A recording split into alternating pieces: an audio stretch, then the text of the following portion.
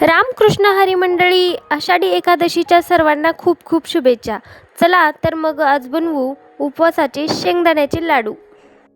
कढई गरम करून मी त्यात 2 वाटी शेंगदाणे घालून घेतलेत आणि आता आपल्याला या शेंगदाण्यांना खरपूस होईपर्यंत असे भाजून घ्यायचे आहेत. तर हळूहळू याला हलवत राहा आणि गॅसची फ्लेम एकदम लो असावी.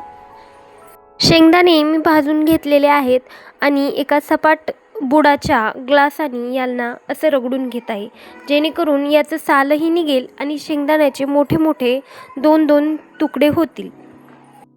एक लक्षात घ्या की आपल्याला शेंगदाणे जास्त बारीक होऊ द्यायचे नाहीत, त्यामुळं मिक्सरचा किंवा खलबत्त्याचा वापर तुम्ही टाळाच. आणि एकदम लो फ्लेमवर भाजल्यामुळं शेंगदाणे आरामात असे ग्लासाने मोठे मोठे क्रश होतात. आता हे शेंगदाणे आपण साफ करून घेऊया. आणि हे लाडू बनवताना सर्वात पेशन्सचं काम म्हणजे शेंगदाणे भाजणे. शेंगदाणे भाजताना आपल्याला अजिबात गडबड करायची नाही आहे, कारण जेवढे खमंग शेंगदाणे भाजतील तेवढेच आपले लाडू चवदार होतील. आता यातले थोडेसे शेंगदाणे मी मिक्सरला ओबडधोबड वाटून घेणार आहे. हे अधूनमधून दाताच्या खाली आले तर एकदम छान वाटतात. हे वाटलेले शेंगदाणे मी त्याच आपल्या मोठ्या मोठ्या असणाऱ्या शेंगदाण्यांमध्ये मिक्स करणार आहे. आता मी एक कढई गरम करायला ठेवली आणि त्यात 2 मोठे चमचे तूप घालून घेतले. तूप गरम झालेलंच आहे. आता ज्या वाटीने मी शेंगदाणे घेतले होते त्याच वाटीने बारीक केलेला गूळही घेत आहे. हे 2 वाटी शेंगदाणे, हे 1 वाटी गूळ असं प्रमाण आपल्याला घ्यायचं आहे. तूपही गरम झालेलंच आहे, त्यात मी हे गूळ घालून घेते. मी हा गूळ गावरान वापरलेला आहे. हळूहळू गूळ गरम होऊ लागला की ह्याचे रूपांतर एकदम असे लिक्विड पाकासारखे तयार होते आणि आपल्याला यांना सारखं ढवळत राहायचे, कारण हे गूळ चिकट असल्यामुळं खाली चिटकण्याची शक्यता असते. याकडे लक्ष द्या की आपल्या गुळामध्ये असे बारीक बारीक खडे नाही राहिले पाहिजे.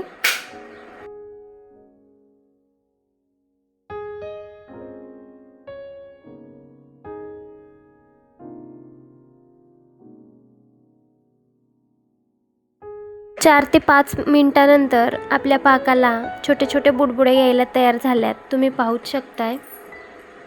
पाकाला असा फेस यायला तयार झाला की म्हणजे आपला हा पाक एकदम रेडी आहे.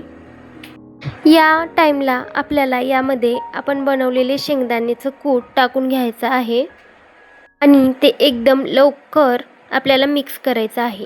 आणि गरम गरममध्येच आपल्याला हे एका मोठ्या स्टीलच्या ताटामध्ये काढून घ्यायचं आहे.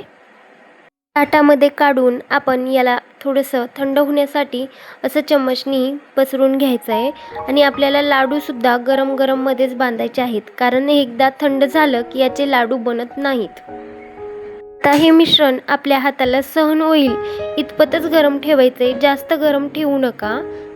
हाताला थोडंसं तूप लावून मी हे लाडू वळायला घेतलेत आणि तुम्ही पाहू शकता एकदम छान प्रकारे हे लाडू बनत आहेत.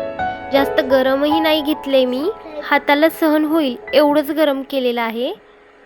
तुमचं प्रमाण जर जास्त असेल तर यासाठी तुम्ही मदतीला कोणाला घेऊ शकता, कारण हे एकटीला लवकर लवकर बांधणं होत नाही आणि लाडू एकदम घट्ट जर झाले तर लाडू बनत नाहीत. उपवासासाठी हा एकदम छान असा फराळ आहे. तुम्हीही नक्की ट्राय करून पहा आणि माझी रेसिपी आवडल्यास नक्की लाईक आणि सबस्क्राईब नक्की करा. भेटूया पुढच्या रेसिपीसोबत.